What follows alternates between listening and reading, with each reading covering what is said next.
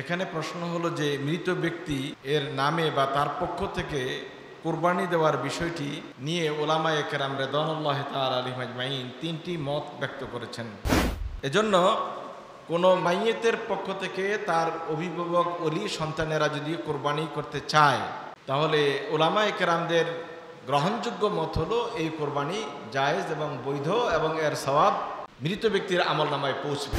কাজেই জীবিত যে কেউ যিনি কোরবানি দেওয়ার পরিমাণ নেশাবে পৌঁছে গেছেন তিনি কোরবানি দিবেন এবং তিনি তার এই কোরবানির সাথে তার পরিবার, আহলো আয়াল, জীবিত এবং মৃত ব্যক্তিদেরকে শামিল করতে পারবেন। রাসূল আকরাম সাল্লাল্লাহু আলাইহি ওয়াসাল্লাম এভাবে কোরবানি করতেন। তিনি তার কোরবানি করার সময়ে নিজের পরিবারবর্গ এমনকি উম্মতদেরকেও শামিল করতেন। রাহমাতুল্লাহি ওয়া বারাকাতুহু। আলহামদুলিল্লাহি রাব্বিল আলামিন ওয়াল আকিবাতু লিল মুত্তাকিন ওয়াসসালাতু ওয়াসসালামু আলা সাইয়্যিদিল মুরসালিন ওয়া আলা আলিহি ওয়া সাহবিহি আজমাইন। আম্মা বাদ। পবিত্র জিলহজ মাস শুরু হয়ে গেছে। এ প্রসঙ্গে আজকের জুমাবারে দুটি প্রশ্নের উত্তর দিয়েই আমরা মূল আলোচনা শুরু করব ইনশাআল্লাহ। আমাদের এক ভাই প্রশ্ন করেছেন, মৃত ব্যক্তির নামে কোরবানি করা যাবে কি? আলহামদুলিল্লাহ সালাতু সালাম আলা রাসূলিল্লাহ, আম্মা বাদ। উদহিয়া বা কোরবানি জীবিতদের জন্য হানাফি মাযহাব অনুযায়ী আদায় করা ওয়াজিব। অন্যান্য মাযহাবে সুন্নতে মুআক্কাদা বলা হয়েছে। কাজেই জীবিত যে কেউ যিনি কোরবানি দেওয়ার পরিমাণ নেশাবে পৌঁছে গেছেন তিনি কোরবানি দিবেন এবং তিনি তার এই কোরবানির সাথে তার পরিবার, আহলো আয়াল, জীবিত এবং মৃত ব্যক্তিদেরকে শামিল করতে পারবেন। রাসূল আকরাম সাল্লাল্লাহু আলাইহি ওয়াসাল্লাম এভাবে কোরবানি করতেন। তিনি তার কোরবানি করার সময়ে নিজের পরিবারবর্গ এমনকি উম্মতদেরকেও শামিল করতেন।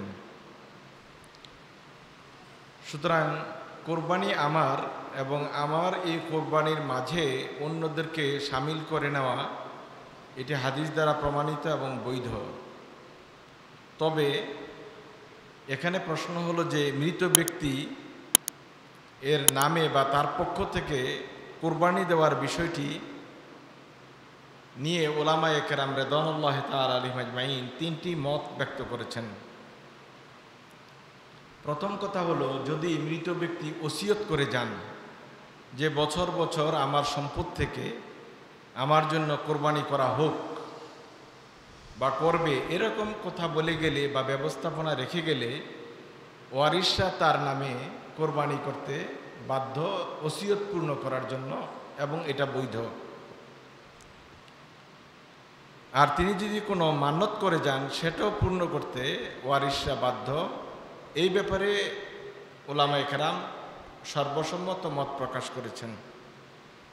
তবে ওসিয়ত ব্যতি রেখে স্বাভাবিকভাবে কেউ যদি কোনো মৃত ব্যক্তির পক্ষ থেকে কোরবানি করেন, এই বিষয়ে হানাফি মাযহাব এবং হাম্বলি মাযহাবে এ ধরনের কোরবানি করাকে জায়েজ বলা হয়েছে। এমনকি এই কোরবানির সওয়াব মৃত ব্যক্তির কাছে পৌঁছবে, এই বিষয়টিও তারা বলেছেন। এ সম্পর্কে একটি হাদিস রয়েছে।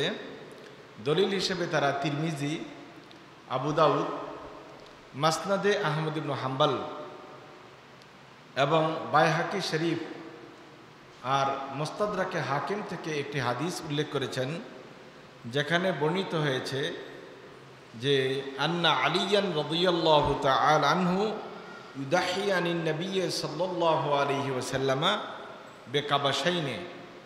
হযরত আলী কাররামাল্লাহু ওয়াজহু রাসূল করিম সাল্লাল্লাহু আলাইহি ওয়াসাল্লামের পক্ষ থেকে দুটি দুম্বা বা ভেড়া দিয়ে কোরবানি আদায় করেছেন। এজন্য ওলামায়ে আহনাফ, হানাফি আলেমগণ এবং হাম্বলি মাযহাবের আলেমগণ বলছেন যে মৃত ব্যক্তিদের পক্ষ থেকে কোরবানি করা জায়েজ, বৈধ।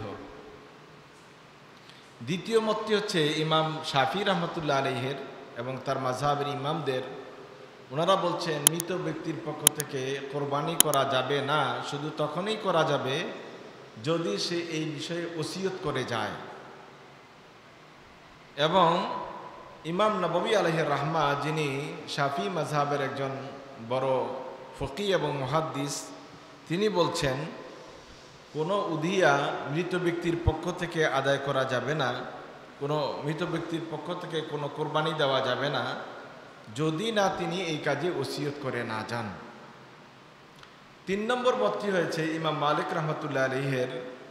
তিনি বলেছেন যে মৃত ব্যক্তির পক্ষ থেকে কোরবানি করাটা মাকরুহ, কারণ এর কোনো প্রমাণ আমাদের হাতে নাই যে রাসূলুল্লাহ সাল্লাল্লাহু আলাইহি ওয়াসাল্লাম সরাসরি মৃত ব্যক্তির পক্ষ থেকে কোরবানি করেছেন অথবা সলফে সালিহিন কোনো ওলামারা করেছেন। তবে ইমাম মালিক রহমতুল্লাহ আলাইহি এই কাজটিকে ভালো বলেছেন, যেহেতু এটা আলেমদের থেকে বর্ণিত নাই, এই জন্য উনি এটাকে মাকরুহ বলছেন।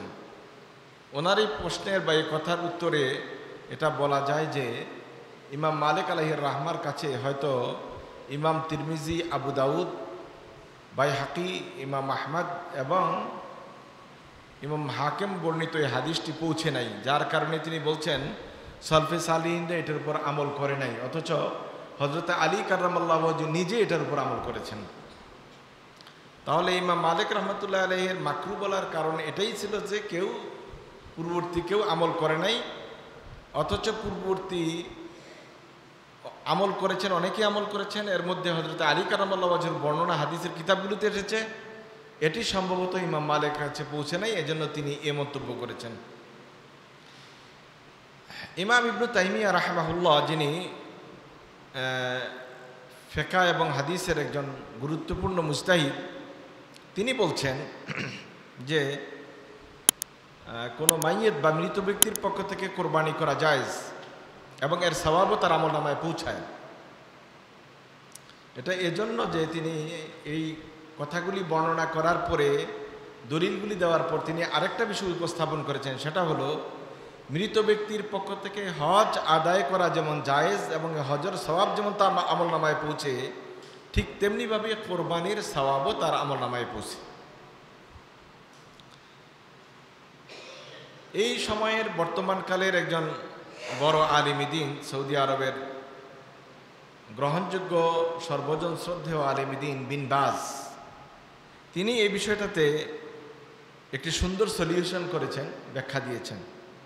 তিনি বলছেন যে মৃত ব্যক্তির পক্ষ থেকে উধিয়া বা কোরবানি করা জায়েজ, বৈধ, কেননা রাসূল সাল্লাল্লাহু আলাইহি সাল্লাম তার পরিবার বর্গের জীবিত এবং মৃত সকলের পক্ষ থেকে কোরবানি করেছেন। এমনকি বারা ইবনে আযিব রাদিয়াল্লাহু তাআলা থেকে একটি হাদিস তিনি বর্ণনা করেছেন যে আল্লাহ রাসূল সাল্লাল্লাহু আলাইহি সাল্লামের কাছে আবু বুরদা ইবনে নাইয়ার রাদিয়াল্লাহু তাআলা আসলেন এবং বললেন যে ইয়া রাসূলুল্লাহ, আমি তো আমার পিতার পক্ষ থেকে কোরবানি করেছি। তো রাসূল সাল্লাল্লাহু আলাইহি ওয়াসাল্লাম একথা শোনার পর আবু বুরদা রাদিয়াল্লাহু তাআলাকে এটা বলেননি যে তোমার এই কোরবানিটি অবৈধ হয়েছে, বাতিল হয়েছে, বা এটা করা ঠিক হয়নি। এবং রাসূল সাল্লাল্লাহু আলাইহি ওয়াসাল্লাম এটাও জিজ্ঞেস করেননি যে আবু বুরদা রাদিয়াল্লাহু তাআলা আনহুর পিতা জীবিত ছিলেন না মৃত ছিলেন। সুতরাং এই বিষয়টি এটাই প্রমাণ করে যে মৃত ব্যক্তিদের পক্ষ থেকে কোরবানি করা জায়েজ, এবং এটাকে তিনি বলছেন এটা মাশরু, এতে কোনো অসুবিধে নেই। আর তাছাড়া তিরমিজি, আবু দাউদ, অন্যান্য মুহাদ্দিসদের বর্ণিত হাদিসটি তো আমরা আগে উল্লেখ করেছি, এটাও বিন বাজ রাহিমাহুল্লাহ উল্লেখ করেছেন। তারপর তিনি বলছেন যে যদি কেউ তার পরিবারের বর্গ থেকে পক্ষ থেকে কোরবানি করে, এটা আফদাল, এটা উত্তম। আর কেউ যদি তার পরিবারের মৃত সদস্যদের পক্ষ থেকে কোরবানি করে, ফাহাসানুন, এটা উত্তম। এরপর তিনি বলছেন এতে কোনো অসুবিধা নেই কেউ যদি এ ধরনের কোরবানি করে। আর যারা নিষেধ করতেছেন তাদের নিষেধের পিছনে কোনো কারণ আমি খুঁজে পাচ্ছি না। এজন্য কোনো মাইয়েতের পক্ষ থেকে তার অভিভাবক ওলি সন্তানেরা যদি কোরবানি করতে চায়, তাহলে উলামায়ে কেরামদের গ্রহণযোগ্য মত হলো এই কোরবানি জায়েজ এবং বৈধ, এবং এর সওয়াব মৃত ব্যক্তির আমলনামায় পৌঁছবে। আল্লাহ সুবহানাহু ওয়া তাআলা আমাদেরকে বিষয়টি বুঝার তৌফিক দান করুক, আমিন।